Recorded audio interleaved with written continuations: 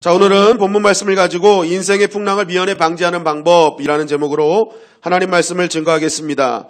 사도행전 27장 1절은 우리에게 이렇게 증거합니다. 시작. 우리가 배를 타고 이달리아에 가기로 작정되매 바울과 다른 제수 몇 사람을 아고스도 대의 백부장 울리오란 사람에게 맡기니. 자, 오늘 본문은 이 로마 시민권자였던 바울이 많은 재판을 계속 받습니다.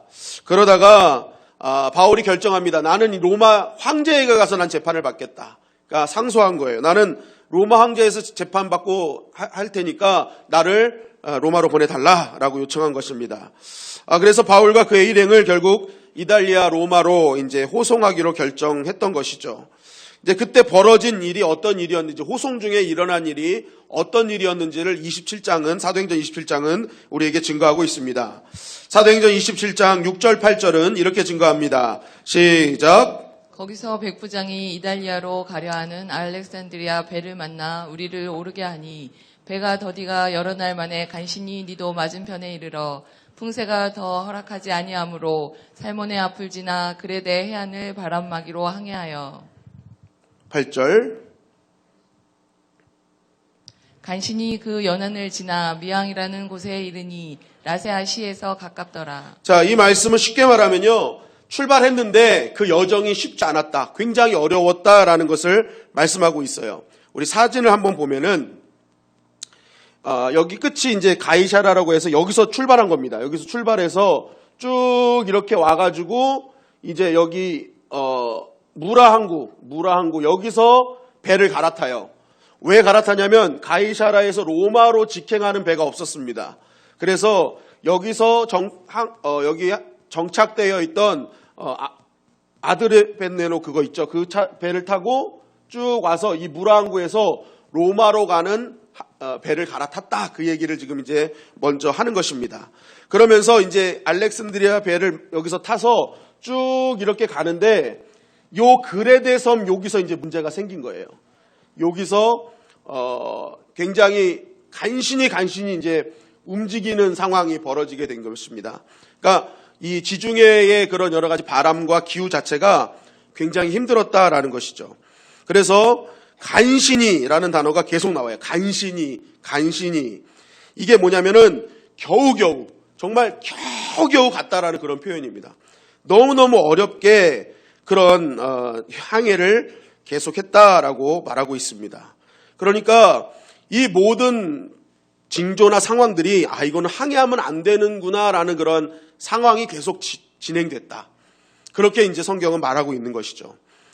사도행전 27장 9절 10절은 이렇게 증거합니다. 시작. 여러 날이 걸려 금식하는 절기가 이미 지났으므로 항해하기가 위태한지라.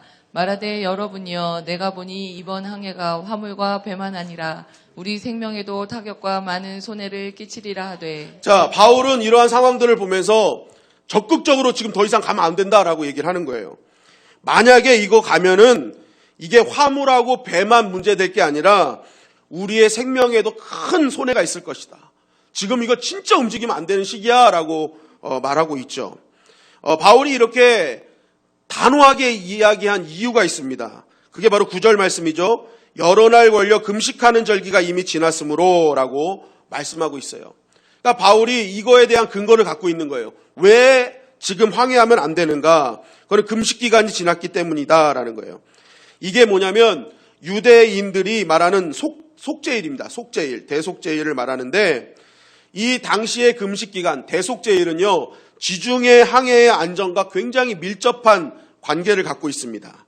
왜냐하면 이것이 이제 구약 성경의 이 속죄일 같은 경우에는요, 우리가 원력으로 보면은 9월 말부터 10월 초 이렇게 이제 그때 이제 속죄일이 있어요. 그런데 이 지중해의 이제 이 항해의 운행 일지, 그런 안전에 대한 고대 자료를 보면은 이 지중해가 가장 안전할 때가 5월 27일부터 9월 14일 사이가 가장 안전한 시기입니다. 그리고 운행을 좀 하지 말아야 될 위험한 시기가 3월 10일부터 5월 26일까지, 그리고 9월 14일부터 11월 11일까지는 굉장히 위험한 시기, 그리고 11월 11일부터 3월 9일까지는 아주 극히 위험한 시기. 그러니까 요렇게 이제 나와 있어요. 고대 자료에 보면. 그런데 지금 보면은 이 바울이 말하는 지금 이 시기가 주후 59년경이라고 얘기를 하는데 이때 대속죄일이 10월 5일이었답니다. 10월 5일. 그런데 성경에 보니까 금식하는 여러 날이 걸려 금식하는 절기가 이미 지났다. 그러니까 10월 5일이었는데 그것이 이미 지나버린 거예요. 그러니까 아까 위험한 시기가 9월 14일부터 11월 11일까지 굉장히 위험한 시기라고 말씀드렸는데 지금 딱 바울이 봤을 때 야, 지금 이 시기에는 지중해 배가 가면 위험한 시기라는 것을 바울은 알고 있었어요. 그러니까 야, 이거 지금 금식하는 시기 지났잖아. 지금 너희들도 알잖아. 지금 이거 통상적으로 위험한 시기인 거 너희들도 알잖아. 그러니 이거 가면 안 되지 않니? 라고 이제 바울이 이야기를 했던 것입니다. 고린도후서 11장 25절에 보면은 바울의 그런 고난에 대해서 이렇게 얘기하죠. 3번 태장으로 맞고 1번 돌로 맞고 3번 파손하고 일주야를 깊은 바다에서 지냈다. 바울이 이 선교를 갈 때 많이 다녔던 길이 100길이었습니다. 100길. 그러다 보니까 100길 중에 3번 파손도 하고 일주일 동안 깊은 바다에 어려움 가운데 처한 적이 있었어요. 그러니까 바울은요, 이 지중해에 가야지 말아야 될 날에 갔을 때 당할 어려움을 이미 경험적으로 알고 있습니다. 그러니까 바울이 이거는 상식적으로 가야 될 일이 아니야. 이거 가면은 진짜 위험해져. 이거는 배가 무너지는 것뿐만이 아니라 우리 생명도 위험해진다니까. 이렇게 얘기한 거는 그냥 바울이 상상해서 말한 게 아니라 자신의 경험에서 이미 이러한 시기에 가면 어렵다는 것을 본인이 경험했기 때문에 이거에 대한 조언이었다는 거예요. 이런 바울의 말에 사람들이 어떻게 반응했는지를 사도행전 27장 11절 12절이 이렇게 증거합니다. 시작. 백부장이 선장의 선주의 말을 바울의 말보다 더 믿더라. 그 항구가 겨울을 지내기에 불편하므로 거기서 떠나 아무쪼록 베닉스에 가서 겨울을 지내지 하는 자가 더 많으니. 자, 백부장 율리오 말하는 거죠. 그 배의 그 이제 모든 책임을 지고 있는 어떤 군인이죠. 그런데 이 백부장이 뭐예요? 선장과 선주의 말을 바울의 말보다 더 믿었습니다. 왜요? 이들은 바울보다 전문가잖아요. 바울은 선교사예요. 그러니까 선주와 선장은 배를 이미 정말 오랫동안 지중해를 건넜던 베테랑 아닙니까? 그러니까 이 백부장은요, 그래도 전문가들이 가자고 하는데 전문가의 말을 맞는 거지. 저 복음 전하는 저 죄수의 말 내가 들어서 뭐해 했던 거예요. 그리고 두 번째는 아까도 말했지만 이 미양이라는 항구는 굉장히 작은 항구였습니다. 그래서 뭐 먹을 것도 없고 뭐 지내기에도 굉장히 불편했던 거죠. 그러니까 야, 여기 불편한데 어떻게 있어? 좀 편한 데로 가자 해서 옆에 조금 더 큰 항구였던 베닉스로 가려고 결정을 했던 것이죠. 여러분들이 만약에 백부장이었으면 여러분은 어떻게 하셨을 거예요? 우리도 아마 분명히 율리오처럼 그래도 전문가의 말을 믿어야지 했을 거예요. 여러분, 전문가의 말은 정말 중요합니다. 저도 이렇게 지내보면서 전문가의 말은 정말 중요하다는 걸 많이 느껴요. 그래서 가급적 모든 분야의 전문가의 말을 신뢰하며 듣습니다. 근데 여러분, 우리가 알아야 될 것은요, 전문가의 말이 다 맞다고만 봐서는 또 안 돼요. 율리오의 행동은 굉장히 맞는 말이지만 또 반은 틀려요. 왜냐하면 지금 선장과 선주가 어떤 생각을 가지고 이 일을 하는지를 여러분 알아야 되는 거예요. 전문가가 아무리 전문가로서 탁월하지만 전문가 마음속에 개인적인 욕심이나 욕망이 들어간 그러한 조언 같은 거는 오히려 더 위험할 수 있어요. 그러니까 그것을 가지고 막 전문가로서 막 선동하면요, 사람들이 막 휩쓸려 가는 거예요. 그러니까 우리가 전문가의 말은 듣는 건 중요하지만 이 전문가가 어떤 마음을 가지고 이것을 하고 있느냐 되게 중요한 거예요. 그러니까 나에 대해서 어떤 말을 해줄 때 그게 내가 듣기 싫은 말이라 할지라도 그 마음에 진짜 사랑을 담은 말이라면 우린 들어야 되는 거예요. 그런데 그냥 맹목적으로 나를 싫어해서 하는 말이라면 여러분 그거 기분 나쁜 거잖아요. 그러니까 전문가의 말도 마찬가지예요. 정말 저것이 유익을 위해서, 다른 이의 유익을 위해서, 뭐 공동체의 유익을 위해서 하는 조언이라면 잘 들어야 되지만 개인적인 유익, 개인적인 뭐 편안함 이런 거를 가지고 그냥 욕심을 가지고 하는 조언은요, 우리가 잘 구분해야 될 필요가 있다는 거죠. 왜냐하면 지금 이 선장과 선주는요, 지중해의 지금 시기가 어렵다는 건 누구보다 잘 아는 사람들이에요. 일평생 배 탄 사람들 아닙니까? 그런데 왜 이들이 이러한 시기에 이게 배를 갔느냐? 이때 로마 황제가 선정에 이게 약속한 뭐가 있었어요. 그게 뭐냐면 로마 시민들에게 곡식을 제때 공급하기 위해서 오히려 위험한 기간에 곡식을 날라주는 배에 대해서는 더 많은 후원금을 줬습니다. 더 많이 이렇게 많은 사례를 줬어요. 그리고 혹시 그런 식의 배가 파손하면 배에 대한 모든 고장난 부분, 새로운 배를 다 만들어주고 고쳐주는 법이 있었습니다. 그러니까 선장과 선주들은요, 오히려 위험한 시기에 더 많이 출항을 하는 거예요. 왜냐하면 이때 움직여서 안전하게 도착만 하면 더 많은 돈을 벌 수 있기 때문에. 그리고 그때 파손이 돼서 배가 잘못되다 하더라도 다 공짜로 고쳐주고, 이때 뭐 사람들이 어떻게 되든 그게 큰 상관이 없는 거예요. 자기는 얻을 것이 더 많은 거예요. 그러니까 이 당시 많은 선주와 선장들이요, 어려운 시기인데도 불구하고, 이거 배가 떠나지 말아야 될 시기인데도 불구하고, 이것은 굉장히 지극히 상식적임에도 불구하고 배를 띄워서 로마로 향했다는 것입니다. 그러니까 이때 배 띄우는 사람은 대부분 어떤 다른 마음보다도 다른 사람은 신경 쓰지 않는 거예요. 자신의 이익에 눈먼 사람들이었음을 말하고 있는 것이죠. 바로 이 지금 어려운 시기에도 그냥 끝까지 배를 띄워서 가려고 하는 선장과 선주 역시도 지금 다른 사람과는 상관없어요. 나만 이익이면 돼라는 어떤 상식을 넘는 비상식적인 행동의 모습으로 나아가고 있다라고 말하고 있는 것입니다.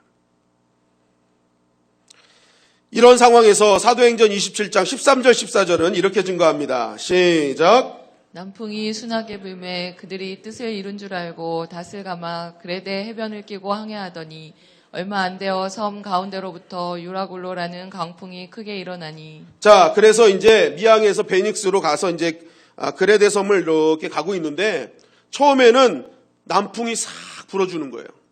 그래서 야 이거 봐 우리가 이거 잘 되잖아 이런 식으로 이제 굉장히 좋게 생각을 했던 것입니다. 그런데 얼마 안 돼서 일이 벌어져요. 역시 상식대로 늘 그랬던 대로 유라굴로라는 광풍을 만납니다. 이 유라굴로라는 이 단어는요, 동풍이라는 헬라어 유로스라는 단어와 북풍이라는 라틴어 아쿠일로가 합성화가 된 겁니다. 아쿠일로. 그래서 유라굴로에서 이게 북동풍이라는 말이에요. 그러니까 북동풍이 불어왔다라는 거예요. 북동풍. 그런데 이 북동풍은요, 당시 지중해에서 가장 무서운 바람 중에 하나였습니다. 이것이 한번 순하게 남풍이 불다가 북동풍이 일어나면요, 그냥 배가 한순간에 뒤집히고 문제가 되는 일이 굉장히 많이 발생을 했죠. 그러니까 엄청난 태풍이었다는 것입니다. 그러니까 이때 이제 바울의 말대로 이제 배의 모든 것을 다 버리면서 최대한 막 어떻게든지 해결하려고 했어요. 그런데 설상가상이라는 말이 있죠. 엎친 데 덮친 격. 문제는 더 심각해집니다. 사도행전 27장 17절 20절 말씀입니다. 시작. 끌어올리고 줄을 가지고 선체를 둘러감고 스르디스에 걸릴까 두려워하여 연장을 내리고 그냥 쫓아가더니 여러 날 동안 해도 별도 보이지 아니하고 큰 풍랑이 그대로 있음에 구원의 여망마저 없어졌더라. 자, 배가 그냥 어떻게 감당 못하게 막 움직이는 거예요. 그런데 이 배가 어디로 가느냐? 스르디스 쪽으로 가는 거예요. 이 스르디스가 뭐냐면 그레데 섬 아래쪽 남쪽 부분에 있는 굉장히 광범위한 암초지대를 스르디스라고 했습니다. 그러니까 이제 지금 암초에 걸려가지고 배가 더 완전히 파괴될 위험에 있고요. 그리고 더 문제는 뭐예요? 이 공포스러운 상황에 안개가 잔뜩 끼는 상황이 벌어지게 돼서 해달별이 안 보이는 거예요. 해달별이 안 보이는 거예요. 여러분, 이전에 바다가 방향을 찾는 가장 핵심적인 나침판이 바로 해달별이었거든요. 그러니까 지금 나침판 역할을 해달별도 안 보이죠. 거기다가 풍랑은 그대로 있는 거예요. 광풍은 계속 불어대는 거예요. 그러니까 사람들이요, 지금 바람 불어서 배는 막 난리가 났지, 나침판은 보이지 않지, 아무것도 정말 풍랑은 잠잠해지려고 하지 않지. 그러니까 뭐예요? 이제 우린 죽었구나 라고 했던 거예요. 이제 우리 죽었구나. 이제 우리는 살 소망이 없구나 라고 성경은 말하고 있는 것입니다. 자, 우리는 여기서 한 가지 질문을 좀 던져볼 필요가 있습니다. 사실 이들은 이 유라굴로를 경험하지 않을 수 있었어요. 그런데 왜 이 유라굴로를 결국 경험하게 되었습니까? 이 생명을 완전히 지금 뒤흔들고 있는 유라굴로를 맞게 된 이유가 뭐예요? 바울의 아주 상식적인 말을 듣지 않았기 때문에 그래요. 여러분, 바울은 듣지 못할 만큼의 어려운 말을 하지 않았습니다. 뭐 영적으로 심오하고 뭐 방언으로 와와와와 해서 말한 것도 아니고, 정말 이거는 누구나 들으면 다 이해할 수 있는 말이었다는 거예요. 특별히 당시 지중해에 살고 있던 사람들은요, 이 배를 한 번이라도 타본 사람들은 이 지중해의 기후에 대한 상식을 누구나 다 알고 있었던 거예요. 이 배에 타고 있었던 선주와 선장도 마찬가지죠. 그런데 이들은요, 다 알고 있었던, 그리고 바울이 그렇게 쉽게 말했던 상식을 무시한 거예요. 상식. 여러분, 전문성이나 상식으로 따지면 이들이 더 대단한 사람들 아닙니까? 그런데 이들은요, 이 상식을 무시했어요. 자신의 욕심과 편안함이 상식보다 앞서니까 결국 뭐예요? 폭풍을 맞이하게 되었다는 것입니다. 여러분, 오늘 이 말씀을 묵상하며 우리는 너무나 귀한 영적인 교훈을 발견하게 되죠. 때로 우리가 살면서 당하는 인생의 풍랑은요, 우리가 가지고 있는 상식을 지키지 않았을 때도 많이 일어난다는 것입니다. 여러분, 오늘날 사회 문제를 가만히 보면요, 사회 문제 속에는 대부분 어떤 법적인 것을 지키지 않아서 일어날 문제보다요, 상식을 지키지 않아서 벌어진 문제들이 더 많이 있습니다. 이 상식의 선을 넘어버리니까 비상식적으로 가다 보니까 그 모든 문제가 거기서부터 시작된다는 것을 굉장히 많이 발견하게 되죠. 요즘 많은 젊은이들이 정치를 싫어하고 관심이 별로 없습니다. 여러분, 왜 그럴까요? 이 국민이요, 이 나라 민족을 더 이렇게 헌신하라고 세워졌던 이 국회의원들의 하는 모습이요, 상식적이지 않기 때문에 그래요. 어른이잖아요. 어른이고 정말 배울 것도 다 배운 사람들이에요. 그런데 젊은 사람들이 보니까 말 안 해도 알 정도로 너무 비상식적인 거예요. 상식적이지 못한 거예요. 상식만 갖고 있어도 하지 않아야 될 그런 말들, 그 위치에서 해야 될 어떤 행동들이 있는데 상식적이지 않아요. 그러니까 뭐예요? 이 나라를 사랑하지만 정치인들은 싫은 거예요. 상식적이지 않기 때문에.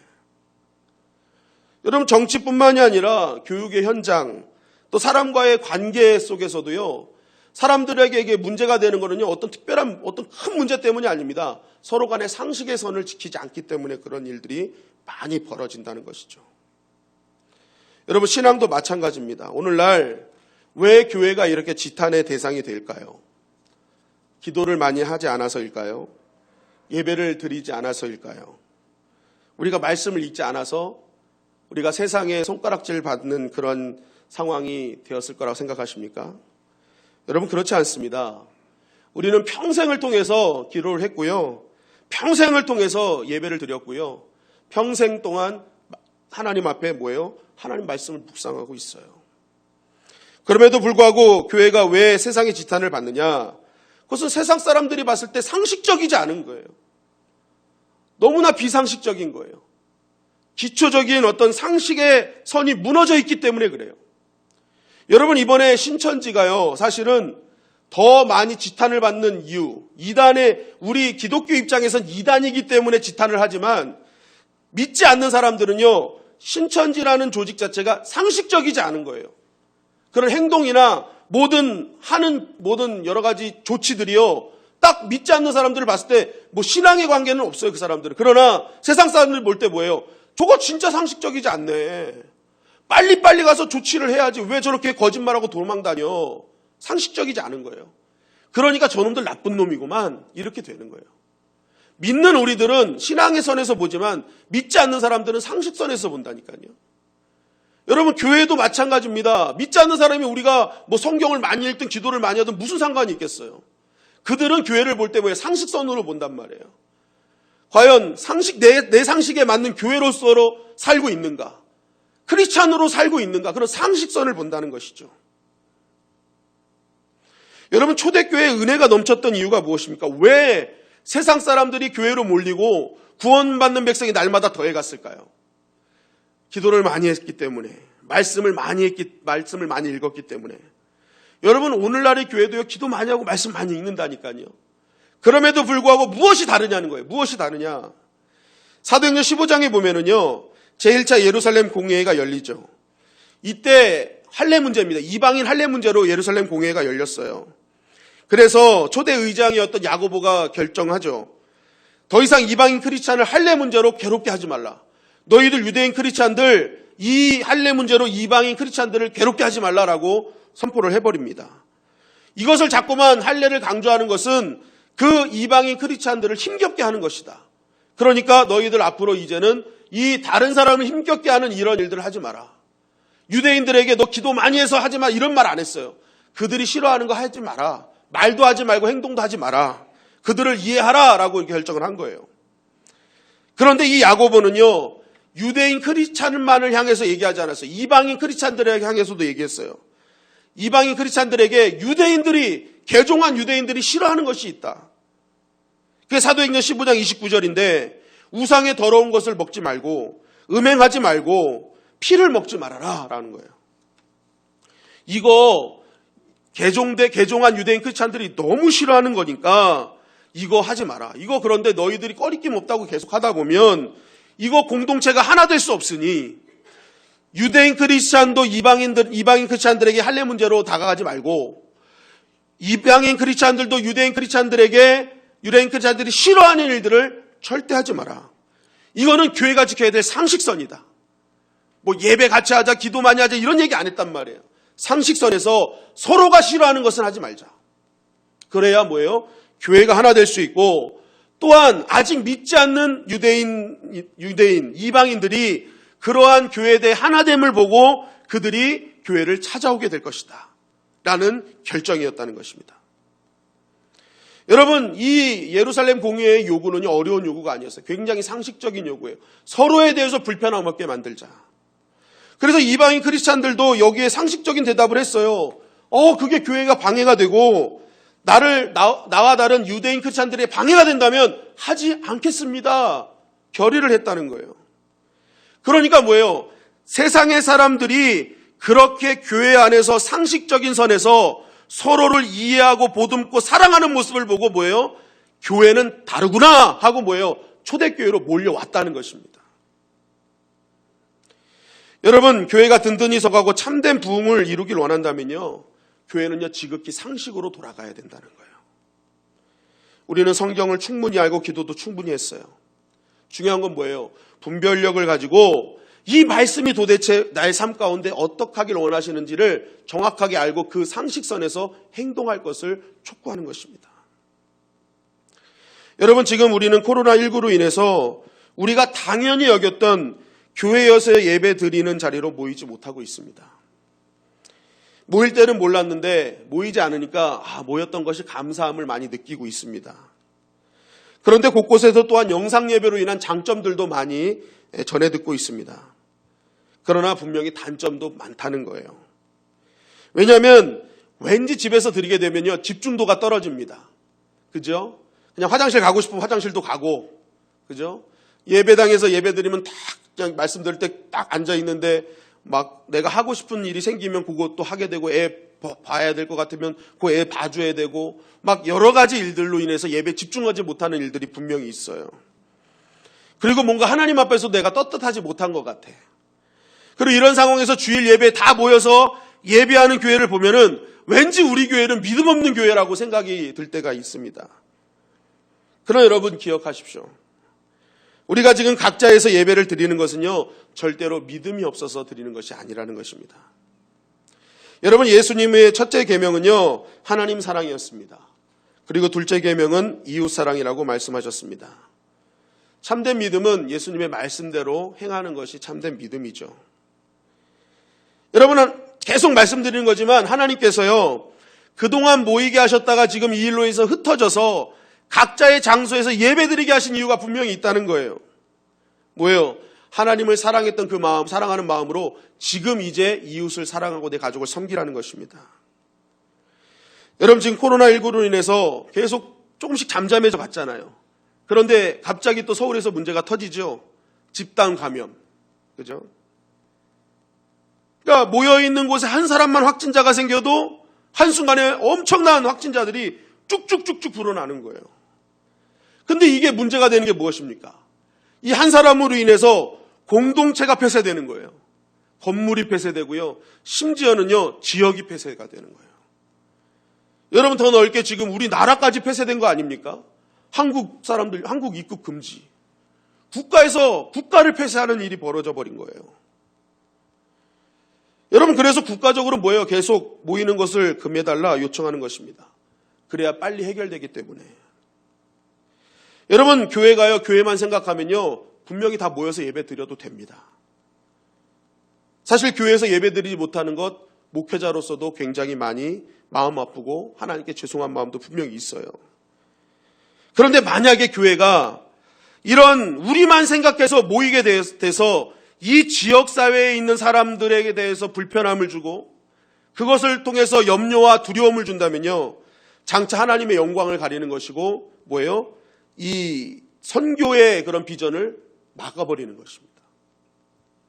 그리고 우리 성도님들의 건강을 지켜야 될 교회가 그렇지 못한 일들이 될 수도 있는 거예요. 여러분, 저 하나만 생각하면요, 저 하나 그냥 감염돼가지고 확진자 되고 혹시야 몰라서 이것 때문에 죽어도 우리는 천국 가는 거잖아요. 나 하나만 생각하면 큰 문제가 없는 거예요. 그런데 우리는 전체를 봐야 되는 거예요. 이것이 교회의 지극히 상식적인 선이라는 것이죠. 하나님 사랑, 이웃 사랑에 대한 하나님의 말씀인 거예요. 여러분, 하나님께서 우리를 불러주신 이유는 우리를 하나님의 자녀로 이 시대를 살리는 축복과 생명의 통로로 부르셨습니다. 그런 생명의 통로로 사용되어야 될 우리가 바이러스의 통로가 되어서는 되겠습니까? 누가복음 6장 5절에 보면 인자는 안식일의 주인이다 라고 말씀하고 계세요. 그러면서 핵심은 뭐예요? 안식일이 사람을 위하여 생긴 것이다. 사람이 안식을 위하여 생긴 것이 아니다 라고 말씀하셔요. 그러면서 손 마른 사람을 고치십니다. 그러면서 예수님이 이렇게 말씀하시죠. 너희 중에 어떤 사람이 양 한 마리가 있어 안식일의 구덩이에 빠졌으면 끌어내지 않겠느냐. 사람이 양보다 얼마나 더 귀하냐. 그러므로 안식일에 선을 행하는 것이 옳으니라. 우리에게 왜 안식일을 주셨는가? 우리를 왜 하나님을 믿게 하셨는가? 안식일에 저 한 영혼 살리는 것, 그 영혼에게 자유를 주는 것, 구원을 주는 것, 안식을 주는 것이 마땅한 것이다. 그것이 우리가 해야 될 일이라는 것입니다. 여러분, 주일 예배를 영상 예배로 전환하겠다는 이 결단 속에는요, 바로 이러한 주님의 마음이 담겨져 있는 거예요. 이런 국가적으로 위급한 시대에 정말 한 영혼이라도 더 지키고 보호하고 이 나라를 같이 지켜나가려고 하는 그러한 마음으로, 또 우리가 생명보호 차원으로 생명의 통로로 사용되어지기 위해서 지금 우리는 믿음을 다해 각자의 자리에서 지켜나가고 있는 것입니다. 여러분, 우리 교회가 바른 영성을 수여하고 참된 부흥을 경험하기 위해서는요, 그리고 세상의 빛된 역할을 감당하기 위해서는 바로 이러한 하나님 앞에 누구나 인정할 수 있는 상식이 회복되어져야 한다는 것입니다. 하나님을 모르는 사람들이 왜 복음의 기회를 막을까요? 왜 그 예수님께 다가오려고 하지 않을까요? 왜 그렇습니까? 우리 믿는 자들의 상식이 회복되지 않기 때문에 그렇다고 저는 봅니다. 여러분, 우리가 이러한 진정한 전체를 보고 이웃을 바라보는 그러한 진정한 상식이 회복되기 시작하면요, 세상은 우리 말을 경청하게 되고 우리를 신뢰하게 될 것입니다. 그리고 결국 세상의 진정한 그리스도의 복음과 빛을 증거하는 아름다운 교회가 될 것이에요. 그렇다면 이러한 건강한 영적 상실을 갖기 위해서 우리가 해야 될 일은 무엇이냐? 한번 따라하겠습니다. 생각하라. 생각하라. 생각하라. 생각하라. 생각의 영성이 필요하다는 거예요. 여러분, 성경을 다 보면은요, 이 생각의 영성이 굉장히 중요한 것을 바라보게 되죠. 여러분, 로마서 12장 1절 말씀은 이렇게 증거하고 있습니다. 시작. 그러므로 형제들아, 내가 하나님의 모든 자비하심으로 너희를 권하노니 너희 몸을 하나님이 기뻐하시는 거룩한 산제물로 드리라. 이는 너희가 드릴 영적 예배니라. 영적 예배 하나님 원하신다는 거예요. 그런데 여기서 영적이라는 단어가요, 헬라어로 로키코스라는 단어를 사용합니다. 로키코스. 이게 로고스에서 나온 말인데 이 단어가요, 논리적, 이성적, 지성적이라는 뜻입니다. 그러니까 하나님께 우리가 드리는 영적 예배는 어떤 예배냐? 우리의 지성과 이성을 제쳐놓은 예배가 아니라는 거예요. 나의 이성과 모든 지성이 동원된 예배가 영적 예배라는 거예요. 그러니까 우리는 영적 예배라면 뭔가 거룩해야 되고, 애들 돌아다니면 안 되고, 예배팀 찬양팀 막 실수하면 너희들 왜 실수했어? 지금 이 시간에 이렇게 하는 게 예배야 하면서 막 혼내는 게 거룩한 예배가 아니라는 거예요. 그게 영적 예배가 아니라는 거예요. 여러분, 준비된 예배 필요합니다. 정말 하나님 기뻐하시는 예배예요. 그러나 더 중요한 예배는 로키코스 하는 예배라는 거예요. 논리적, 이성적, 지성적인 예배. 그게 무슨 말입니까? 지금 내가 드리는 이 예배가 하나님이 보시기에 기쁘신 예배를 드리고 있는가? 내 지금의 마음의 자세와 내 지금의 자세가 정말 하나님 보시기에 바람직한 모습으로 예배를 난 드리고 있는가? 이것을 생각하며 드리는 예배가 영적 예배라는 거예요. 여러분, 영적인 크리스찬들은 막 방언 많이 하고 뭐 예언하고 병 고치고 막 신비적 모습만을 생각합니다. 물론 이것도 굉장히 영적인 거예요. 그러나 이러한 신령한 은사가 없을지라도 내가 지금 하나님 앞에 서 있는 내 모습이 정말 하나님 앞에 바른 모습인가? 내 말 한마디가, 내 행동 하나가 하나님 앞에 기쁨을 드리는 것인가? 라는 이러한 생각하는 영성을 가진 그 예배가요, 영적 예배라는 거예요. 마태복음 7장 3절은 우리에게 이렇게 증거하죠. 마태복음 7장 3절입니다. 시작. 어찌하여 형제의 눈 속에 있는 티는 보고 내 눈 속에 있는 들보는 깨닫지 못하느냐. 자, 여기서 보면 어찌하여 형제의 눈 속에 있는 티는 보고라는 거예요. 내 눈 속에 있는 들보는 보지 못하느냐 하지 않고 깨닫지 못하느냐라고 말씀하세요. 깨닫지 못하느냐. 여기 단어가요, 카타노에오예요. 카타노에오. 이게 뭐냐면 지각력이란 뜻입니다. 지각력. 이 단어를 예수님이 사복음서에서 25번을 사용해요. 그러면서 이 단어를 사용해서 주님이 우리에게 말씀하시는 내용은 바로 이거예요. 너희는 도대체 내 말을 따른다는 게 무엇을 의미하는지 너희 지성을 가지고 한번 생각해봐라. 너 지금 남의 눈 속에 있는 티는 보는데 왜 너 안에 있는 들보는 있는지 생각 못하니? 라는 거예요. 생각해봐. 넌 더한 사람이잖아. 그러니까 주님은 우리에게 생각하길 원하신다는 거예요. 생각하는 영성. 과연 나는 하나님 앞에 바른 모습으로 서고 있는가? 그렇기 때문에 여러분, 좋은 신앙의 사람은요, 자신이 하나님이 허락하신 이성, 생각을 버려두고 신앙생활하는 사람이 아니라는 거예요. 하나님께서 주신 그 생각과 이성과 지성을 가지고 지금 나는 하나님 앞에 바르게 가고 있는가? 우리 교회는 하나님 앞에 바른 모습으로 서 가고 있는가? 이것을 자꾸만 생각하며 나아가는 그런 상식적인 교회와 성도가 될 때 비로소 뭐예요? 하나님의 영광이 드러날 수 있다는 것입니다. 로마서 8장 18절은 이렇게 증거합니다. 다 같이 읽겠습니다. 시작. 생각하건대 현재의 고난은 장차 우리에게 나타날 영광과 비교할 수 없도다. 자, 여기서 보면은 바울이 뭐라고 얘기해요? 고난이 오니까 바울은 뭐예요? 생각했다는 거예요. 대부분 고난이 오면 걱정부터 하잖아요. 근데 바울은 생각합니다. 왜 이 고난이 나에게 왔지? 이 고난을 통해서 하나님은 어떤 생각을 갖고 계시지? 근데 여기서 생각하는 단어도 로기조마이라서 로고스에서 나온 말이에요. 심사숙고했다. 생각했다는 거예요. 심사숙고하고 생각했다는 거예요. 지금 이 고난이 나를 향한 하나님의 뜻은 도대체 무엇일까? 여러분, 코로나19라는 이 고난과 어려움 앞에 하나님께서 과연 우리 각자에게 주신 이유는 무엇일까를 우리는 생각해야 됩니다. 어려움이 왔을 때 더 생각하라는 거예요. 바울은 생각했습니다. 심사숙고해서 생각했더니 이 고난은 나에게 장차 영광을 주실 하나님의 계획이 담겨져 있구나. 내가 더 믿음으로 지켜내야지. 생각하니까 결론이 나오는 거예요. 고난의 때 더 믿음으로 서야지. 그러면 장차 올 영광은 어마어마하겠구나. 여러분, 고난이 올 때 더 생각하시기를 주님의 이름으로 간절히 축원합니다. 묵상하셔야 돼요. 하나님의 뜻이 무엇인가? 그럴 때 여러분의 신앙은 더욱더 견고해질 것이고 세상이 교회를 보는 시각은 달라질 것입니다.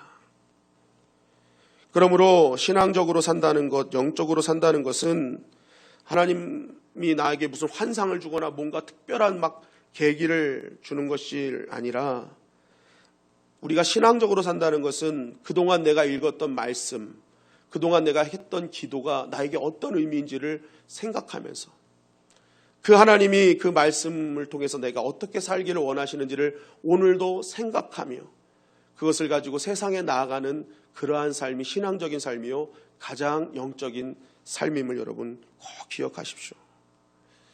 여러분, 우리가 알아야 될 것은 유치원에서 다 배웠다라는 책이 있습니다. 이 땅을 살아가야 될 상식은요 이미 어렸을 때 수없이 배웠다는 거예요. 그렇기 때문에 사회는요 가만히 보면요 다 상식선에서 다 해결되지 그 이상을 넘어가는 일은 많지 않다는 거예요. 상식으로 사회는 존재하고 있다. 여러분, 신앙생활도 마찬가지입니다. 우리가 수없이 많은 말씀을 읽고 성경 묵상을 통해서 신앙의 상식이 무엇인지 대부분 알고 있어요. 내 이웃을 사랑하고 용서하고, 그죠? 너무나 상식적으로 아는 이러한 상식의 선을 넘지 않을 때 교회는 더욱더 교회되어질 수 있고, 세상이 교회를 바라볼 때 지극히 상식적인 교회에 마음이 가게 되어 있습니다. 우리 주님의 영광교회가 세상 사람들이 볼 때 인정할 수 있는 상식적인 교회가 되기를 주님의 이름으로 간절히 축원합니다. 이러한 어려움이 있을 때 더욱더 국가를 위해 기도해야 하며, 국가가 요청하는 일이 있을 때 우리의 성도님들의 건강뿐만이 아니라 지역사회를 향한, 또 이 나라와 민족을 향한 그 하나님의 선하신 뜻을 실천해 나가는 거예요. 모이지 말아주십시오. 장소를 이동해서 예배 드려주십시오. 그럼 우리는 각 장소에서 예배를 드리며 그곳에서 하나님의 선하신 뜻을 이루어가는 한 걸음이요, 결국에는요 이후에 이루어질 놀라운 하나님의 영광을 보게 되며 진정한 부흥을 맛보게. 아버지 하나님, 오늘 맞지 않아도 될 풍랑을 맞은 이유는 누구나 알고 있었던 지극히 상식적인 일을 무시해서 있음을 아버지 한 말씀을 통해 알게 하셨습니다. 우리 인생의 풍랑이 오는 이유, 지극히 상식적인 선을 지키지 못했을 때 나타나는 아버지 하나님 일이 많음을 다시 한번 우리의 삶을 되돌아보며 보게 됩니다. 이 코로나19 사태에도 무분별한 하지 말아야 될, 먹지 말아야 될 그러한 일들을 우리 인간들이 서슴없이 저지른 결과임을 바라보게 됩니다. 아버지 하나님, 이제 먼저 하나님의 백성들이 정말 누구나 인정할 수 있는 상식의 선을 회복하게 하여 주시옵소서. 기도하지 않아서, 예배드리지 않아서, 말씀을 보지 않아서 전도의 문이 막힌 것이 아니라 누구나 인정하는 상식의 선이 무너졌기에 교회의 문은 막혔습니다. 아버지 하나님, 세상 사람들이 교회 성도들보다 더 많이 용서하고 사랑하며 국가와 나라를 위해, 나라와 민족을 위해 헌신하고 있습니다. 우리 믿는 자들이 더욱더 깨어 이 시기에 더욱더 빛과 소금의 역할을 감당하는 상식적인 교회와 성도들 되게 하여 주시옵소서. 아멘. 아버지 하나님, 흩어져서 예배드림이 믿음이 없는 것이 아니라 아버지 하나님 더욱더 영혼을 사랑하며 이 나라와 민족을 사랑하며 돕는 이름을 기억하여 아버지 하나님, 하나님이 흩어지게 하셨을 때에는 더욱더 흩어져서 이웃사랑의 역할을 잘 감당하는 상식적인 그리스도인 되게 하여 주시옵소서. 아멘. 영적 예배는 우리의 지성과 이성과 논리를 총동원한 예배임을 알게 하셨사오니 아버지 하나님, 또한 크리스찬이라는 아버지 하나님 신분을 주신 것도 우리가 로고스 대신 예수님을 따라가는 것이 아버지 하나님 우리가 크리스찬으로서 해야 될 일임을 기억하며 아버지 하나님, 우리의 삶과 예배 모든 곳에 우리의 생각을 총동원하여서 하나님을 믿는 것이 무엇인지, 하나님께 예배드리는 것이 무엇인지, 기도하는 것이 무엇인지를 매일매일 생각하여 아버지 하나님, 정말로 모든 사람들이 인정할 만한 그러한 삶으로 나아감으로 아버지께 영광이 되게 하여 주시고 전도의 문이 활짝 열려지는 은혜의 시간이 되게 하여 주시옵소서. 아멘. 이 코로나19의 이 기간 동안 하나님께서 각자의 자리에서 이웃사랑을 실천하라는 주님의 명령임을 깨달아 아버지 하나님, 우리 교회, 우리 가정이 교회로 세워지게 하시고 아버지 하나님, 우리 개인이 교회로 세워지게 하시고 아버지 하나님, 우리의 직장과 사업장에서 아버지 하나님, 교회로서의 귀한 사명을 잘 감당하며 두려워하는 그들에게 내 안에 있는 예수 그리스도의 생명과 아버지 하나님 위로와 평안을 아버지 하나님 더욱더 드러내는 하나님의 백성들 되게 하여 주시옵소서. 그래서 이 땅이 공포와 아버지 하나님 여러 가지 염려로 아버지 하나님 뒤덮이지 말게 하시고 우리 안에 있는 예수 그리스도의 위로로 아버지 하나님 그들 위로함으로 말미암아 그들 안에 평강이 전파되는 아버지 하나님 나라와 민족이 되게 하여 주시옵소서. 그래야 하루속히 이 모든 것들이 아버지 하나님 주 안에서 해결되게 하여 주시고 아버지 하나님 더욱더 이 모든 것이 맞춰졌을 때에 이 어려울 때 빛과 속으로 산 우리를 통해서 아버지 하나님 더욱더 하나님의 나라가 세워지게 하시고 교회가 든든히 세워지는 부흥의 시기가 되게 하여 주시옵소서. 아버지 하나님 우리 귀한 성도님들을 위하여 기도합니다. 하나님께서 아버지 하나님 눈동자처럼 지켜주시사 아버지 하나님 정말 이 어려운 시기를 믿음으로 돌파해내며 아버지 믿음으로 살기로 결단하는 아버지 귀한 성도님들을 아버지 주의 보혈로 덧입혀 주시고 성령으로 충만하게 하여 주시사 아버지 이 모든 일들을 아버지 믿음 안에서 잘 이겨나갈 수 있도록 주님 도와 주시옵소서.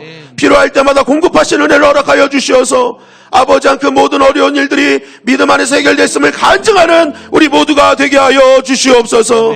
아버지 특별히 어려운 시기에 아버지 하나님 다시 한번 장래와 소망을 주신 하나님을 바라보며 미래를 준비하는 우리 모두가 되게 하여 주시옵소서. 두려움과 염려로 위축되어 한날 한날을 아버지 하나님 미래 없이 살아가는 자가 되지 않게 하여 주시고 아버지 하나님 장래와 소망을 주신 하나님을 바라보며 미래를 준비하여서 이 어려운 시기가 맞춰질 때에 아버지 하나님 더욱더 대로처럼 열려지는 풍성한 인생이 되게 하여 주시옵소서. 무엇보다도 더 큰 믿음으로 주님 앞에 영광 돌리길 원합니다. 아버지 하나님 바울은 고난이 왔을 때 걱정하지 않고 생각부터 했습니다. 이 고난의 끝은 무엇일까? 이 고난을 왜 주셨을까? 이 고난을 통한 하나님의 뜻은 무엇일까를 고민하고 염려하고 심사숙고하다 결론을 얻었습니다. 장차 큰 영광을 주시겠구나. 아버지 우리 역시도 이 고난의 시기에 걱정과 염려가 아닌 생각하는 영성의 사람들이 되게 하여 주시옵소서. 아멘. 그리하여 더 큰 하나님의 영광을 보는 하나님의 백성들이 되게 하여 주시옵소서. 교회다움과 성도다움이 이 시간에 더욱더 회복되어짐으로 말미암아 아버지 하나님 더 크신 하나님의 영광과 은혜를 누리는 우리 주님의 영광교회 귀한 성도님들 되게 하여 주시옵소서. 아멘. 모든 것 주님께 맡기오며 살아계신 예수 그리스도의 이름으로 간절히 기도하옵나이다. 아멘. 아멘.